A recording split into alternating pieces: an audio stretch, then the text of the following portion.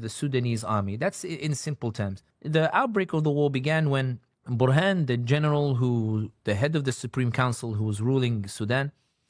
realized that the leftist parties who were part of this transition period were frustrated that they were not being given power by the army or by the military or the like to rule as they wished over an extended transition period, and therefore they had hoped that Hemeti would be able to topple Burhan and then hand over power to them. The reason being is that in 2019, after the revolution, if you want to call it that,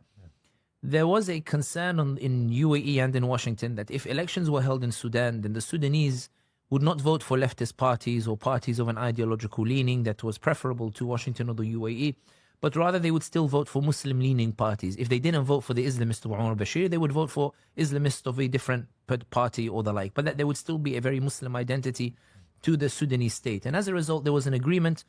with leftist parties and the Communist Party under the banner of Qiwa al-Hurriya wa Taghyir, which is the Forces for Freedom and Change, they call themselves, in which they agreed on a transition period whereby they would be able to conduct constitutional changes of the state without needing to go back to the people.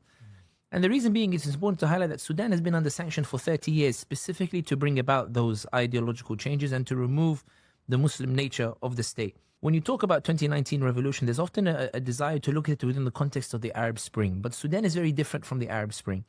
Sudan in 2019 was seen as the result of the 30 years of sanctions, which is why when Umar Bashir's government was toppled,